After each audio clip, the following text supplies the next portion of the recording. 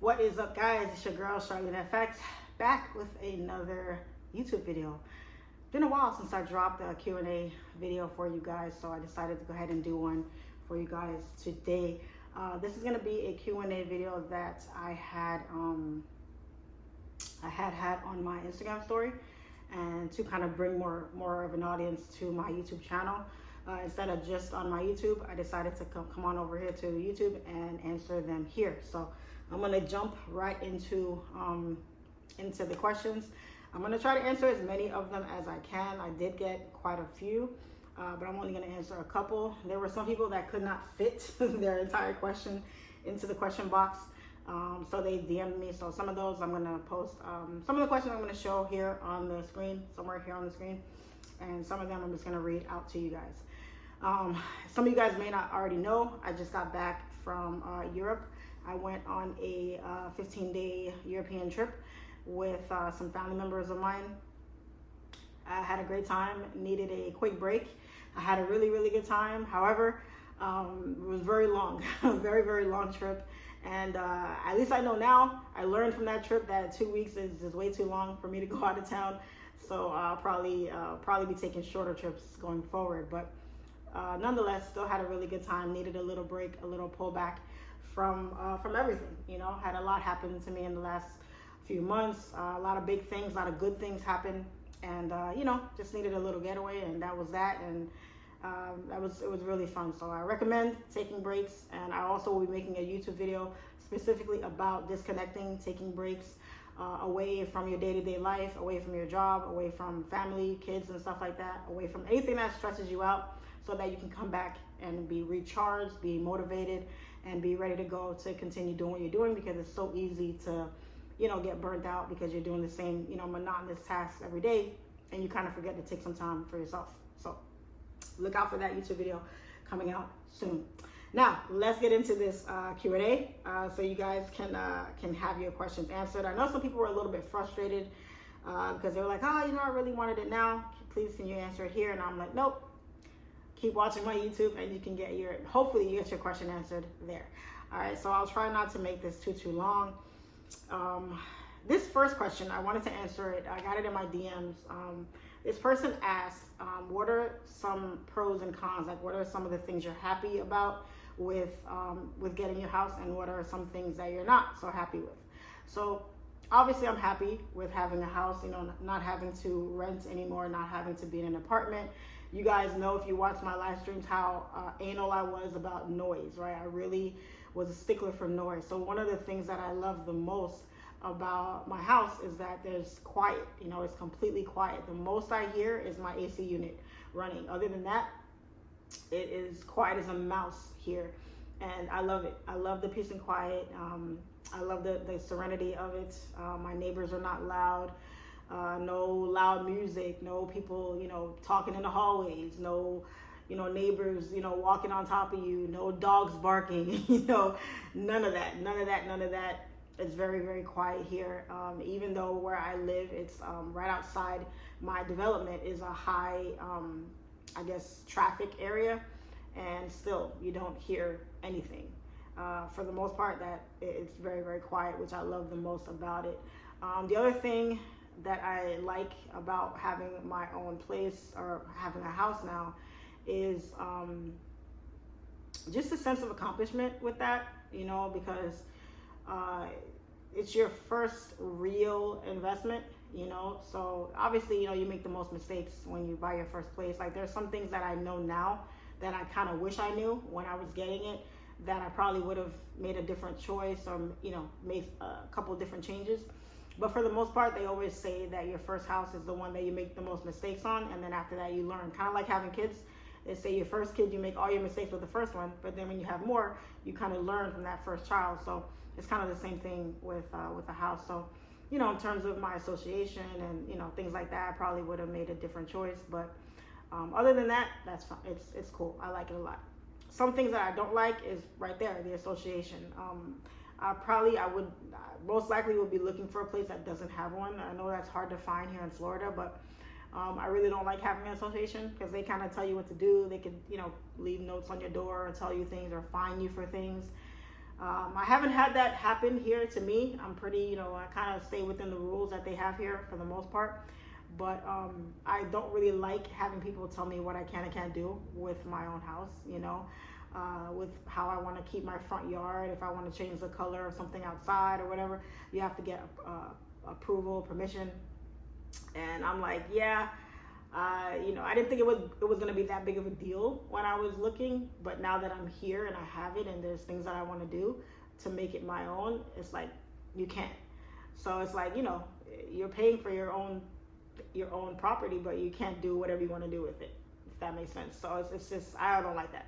So that's probably the biggest gripe that I have, is just that part right there. Everything else I'm pretty okay with.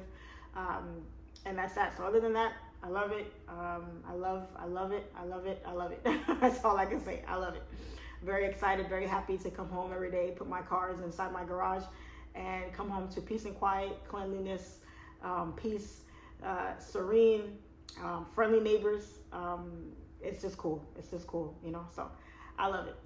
So that was one question.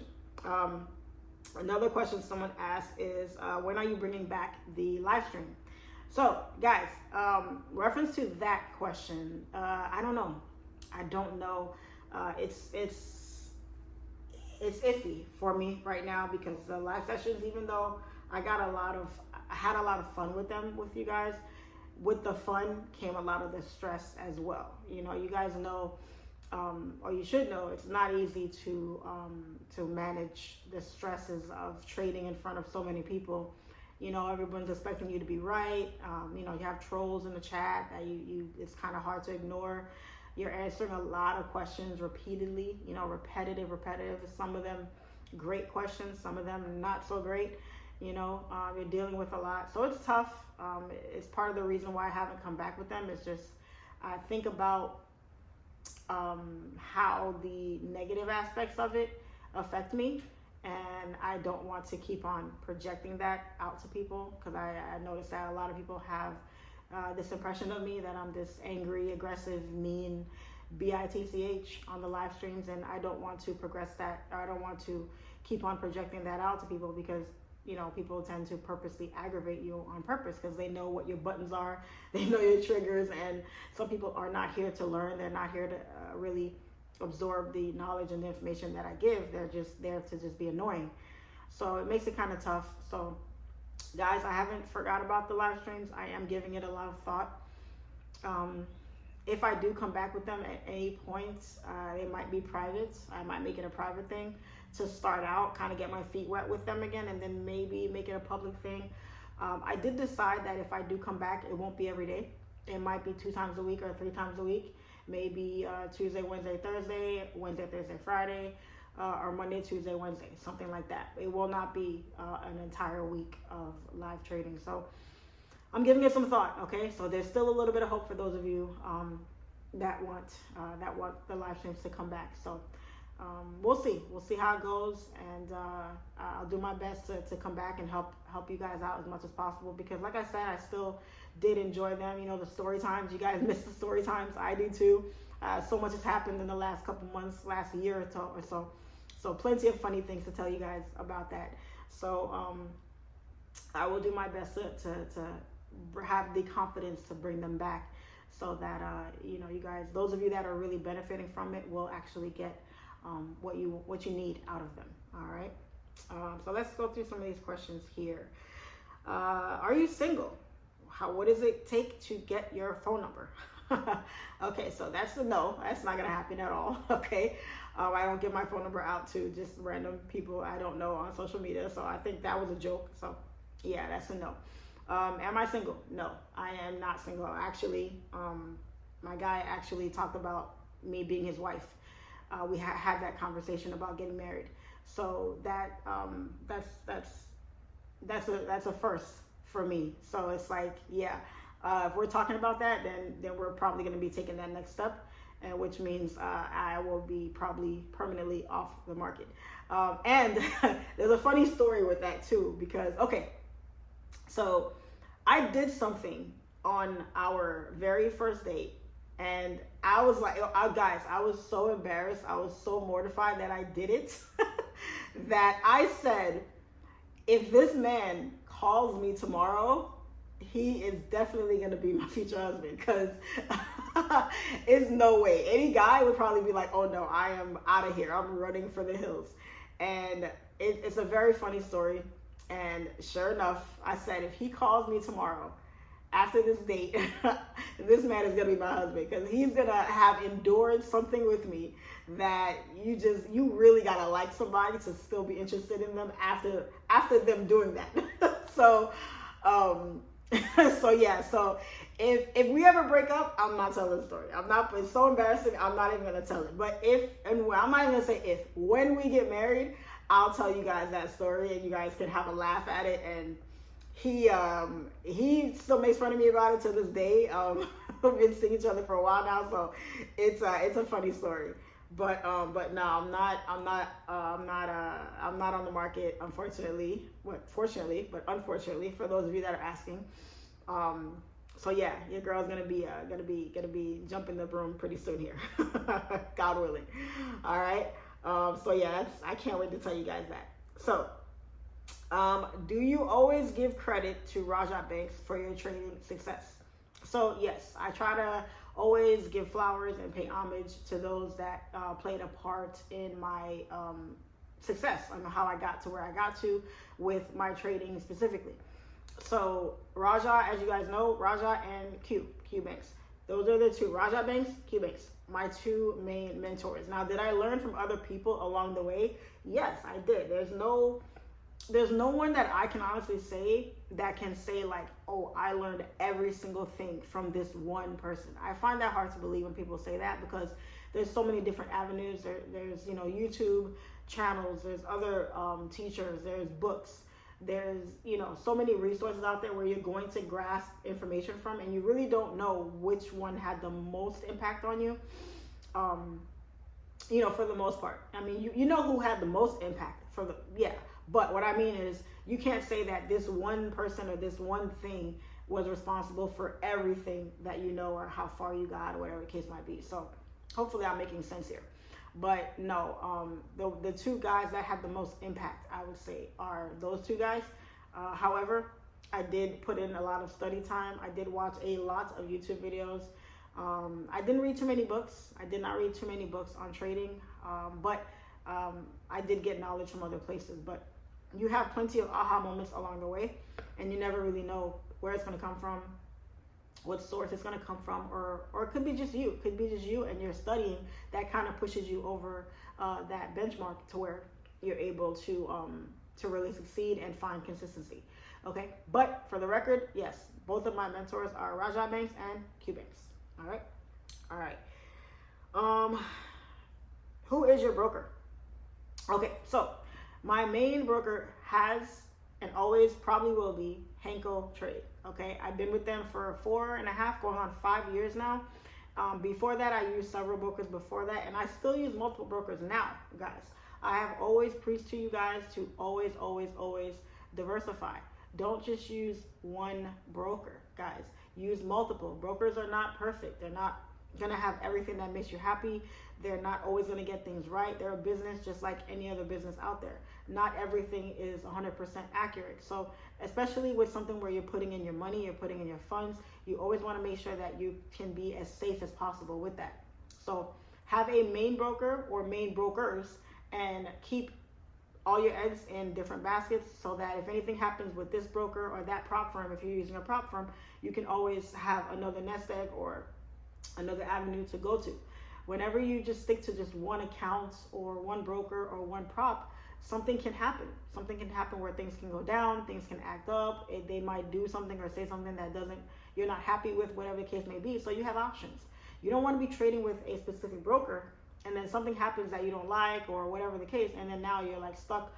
You can't trade now because you're now stuck looking for another broker, another prop company, So my main broker, HANKOTRADE, the link to sign up for an account is in the description box below. We are doing a $10,000 giveaway for 2 winners going on now. So make sure you sign up with the link and trade with your account so that you can be automatically entered into that. But aside from that, I use FYNTURA. I still have my Traders Way account. I also use, what's it called? Not TradeStation, TraderVate. as my futures broker. Okay, so diversify, guys. Diversify, diversify, diversify. Okay, so that's that question right there. Let's see another one. Where is the Lamborghini? In my garage, where it belongs. What's your favorite pair and why? So right now, my favorite pair is the one that I trade only, which is US 30. Gold used to be my favorite pair, but it's not anymore because I trade US 30 solely now. And why is it my favorite pair? Is because I like it. I've come to find it easy to trade, and I make the most money with that pair. I make more money on that pair than I ever made trading gold, AU, GJ, any of those pairs. So when you're looking for a specific pair to trade, you want to find a pair that you resonate with. You want to find a pair that the volatility matches where you are, right? You're not kind of scared every time you take a setup. You want to find a pair that you can trade during the right session, right? You don't want to be trading a pair that doesn't move during the session that you trade, because now it's like, okay, it's going to be really hard for you to find a setup. So find a pair that matches you, find a pair that you understand, that you know, that you've been studying, and you know front, back, left, and right, and one that you're confident that you can find consistency on and really build your skills and become, a really good trader. Okay. Next question is, why did you stop sharing your trade ideas? Because I do show some things here and there, but the reason why I stopped is because I didn't want to make it a habit. Because when you do something consistently, right, every day, you post your trades, you post your charts, whatever the case, people are expecting you now to do that every day, and I don't even trade every day anymore. So when you do something, when I do something, I won't say everybody, but when I do something, I try not to make it like a regular thing too much, because then people start having expectations of that. And then that puts pressure on me to continue doing it when that's not what I do. If I don't trade every day, I'm not going to show a post every day or show a trade idea or a chart every day, because I'm not trading that day.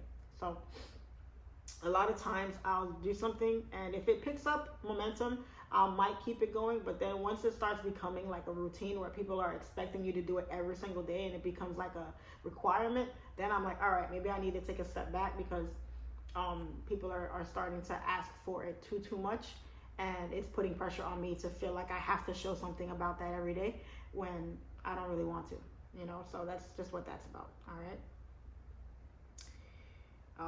Why did this thing stop here? All right, here we go.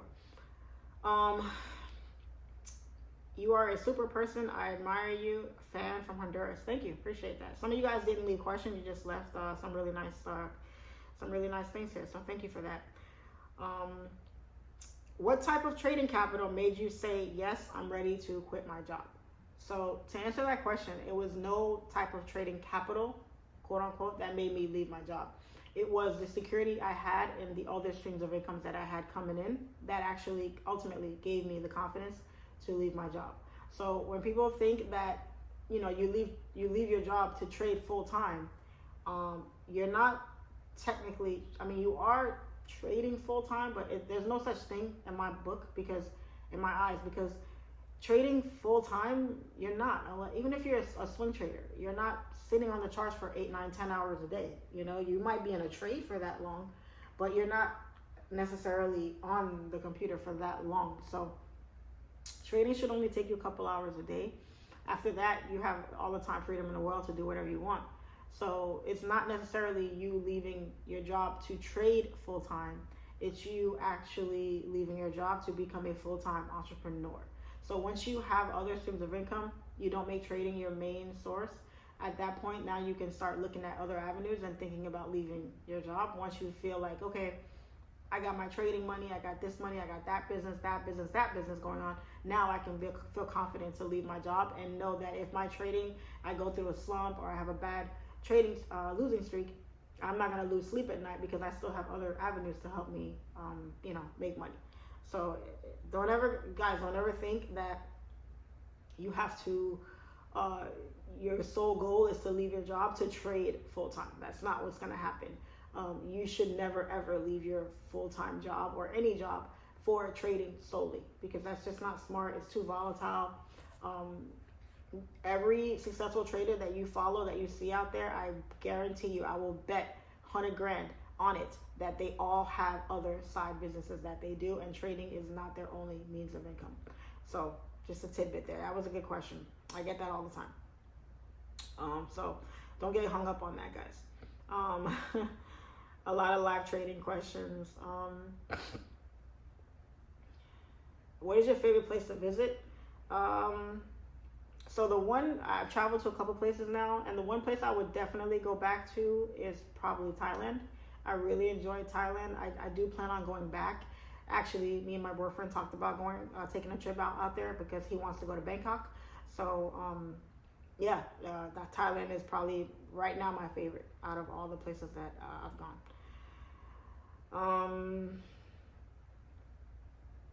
Okay, so this question I get all the time. Let me answer it again here for you guys.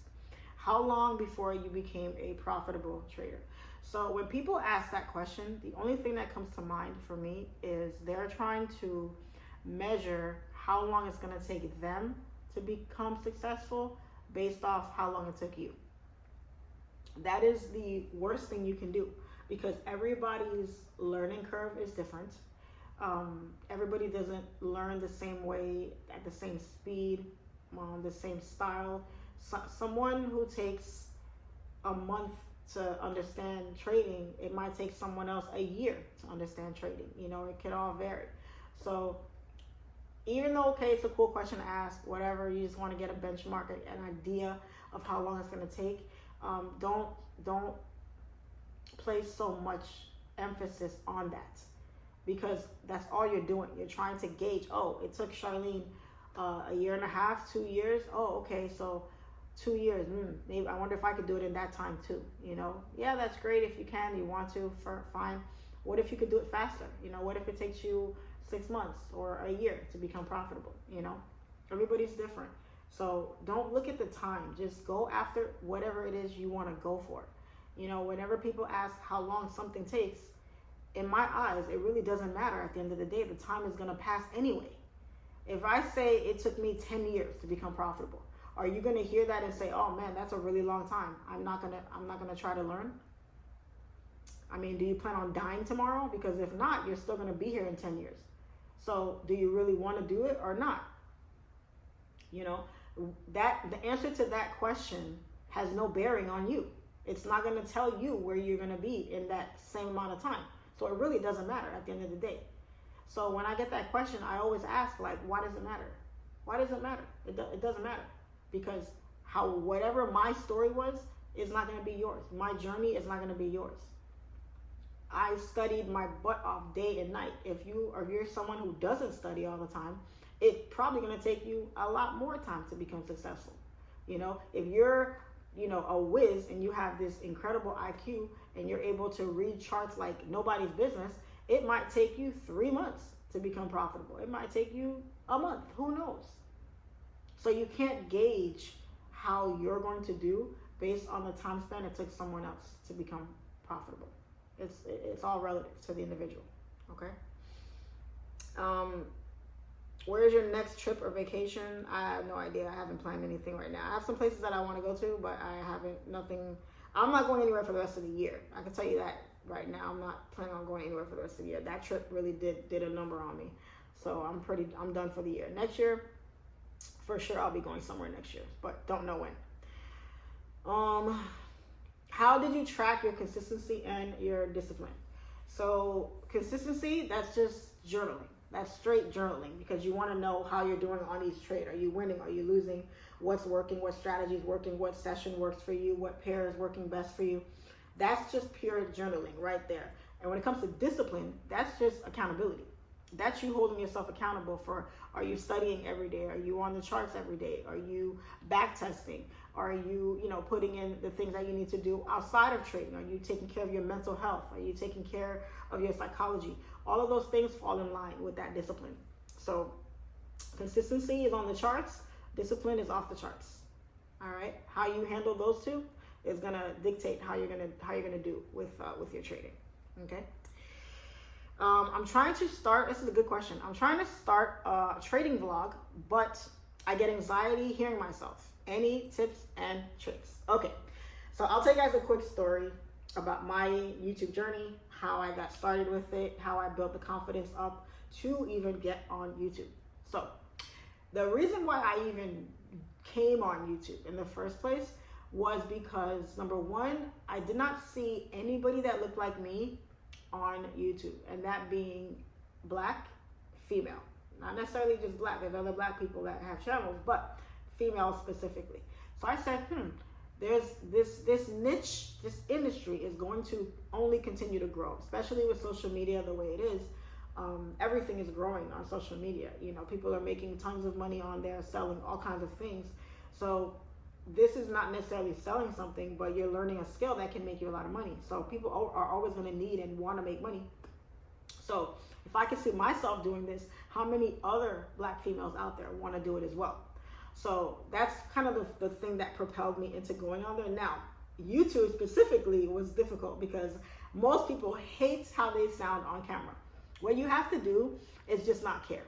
Not care. We are our own biggest critiquers, if you will. Critics, right? Critiquers. Is that even a word? We are our own biggest critics. So you ever look at a picture that you take of a selfie of yourself and you can point out every flaw that you have on yourself in the picture, but someone else will look at that same picture and be like, what are you talking about? You look great. I don't even see what you're talking about. So we kind of judge ourselves harder than other people do. So you might think, oh man, I don't like the sound of my voice on video, but the person that's watching you on YouTube, they're not really thinking about the sound of your voice when you're talking. They're more interested in what you're talking about. So you have to think about that. Don't look at it from your eyes and from what you think, because you're harder on yourself than most people. You have to look at it like, okay, this person didn't click on this video because they're about to make fun of how I sound. They're clicking on this video because the title grabbed them, the thumbnail grabbed them, my channel design or whatever it is, however I have my channel laid out, grab their attention, and they're interested in whatever it is I have to talk about. Not necessarily how I sound in what I'm talking about. So kind of pull yourself out of the equation a little bit and give yourself a little bit more wiggle room, a little bit more grace, and you'll come to see that you don't really mind how you sound. After a while, it won't even matter to you. You'll be like, okay, whatever. You just care about the quality of the content. But also understand that your first go at it is not going to be the best. Your first few videos are going to be garbage, trash. Your sound is going to be off. You're probably going to stutter a little bit. You're off center on the camera. You're fumbling on uploading it. You're trying to figure out, the back end of it. It's going to be tough, but it's just like anything else. Everything you start out doing that you don't really know how to do starts out kind of iffy, but once you really get your feet wet and you understand what it is you're doing, over time, things start to get better for you. So I say go for it. Go for it. I think anybody who wants to be an influencer, who wants to have a YouTube channel, there is somebody out there who wants to hear about whatever it is you want to talk about. If you want to talk about gophers, somebody wants to talk about gophers. If you want to talk about fishing poles, somebody wants to talk about fishing poles. If you want to talk about hair and makeup, somebody wants to hear about hair and makeup. So whatever it is you want to talk about, if you know what it is you're talking about, you're knowledgeable in the concept, and you have that urge to kind of put yourself out there, go ahead and do it. Don't worry about what people think. That's the other thing. A lot of people have a nervousness of, what is my family going to think? What are my friends going to think when they see it? I dealt with that as well, but over time I learned to just not care, because in the beginning, guys, people probably will, whisper and talk and say some things here and there. But over time, as you're consistent with it and you keep going and they see you growing and getting better with it, they'll actually turn all of that into more admiration more than anything. So sometimes you think people are talking about you because they're just hating or they want to talk bad about you. Other times it's not what you think. Sometimes people are envious. Sometimes, and not necessarily envious like in a bad way, like jealous. They're more envious that you have the courage to put yourself out there like that, and they wish they could do it too. So sometimes you putting yourself in front of camera and just talking is enough to give someone else the confidence to do the same. So anybody that wants to have a YouTube channel and you want to do it, this person right here, I say go for it. Don't be afraid. Do a couple practice runs. See how you look. See how you sound. Don't try to be perfect. Don't try to get it right out the gate. Just come out with it, and over time, you'll start to be a little bit more comfortable with it, and it'll just become second nature to you. Okay. So great question right there.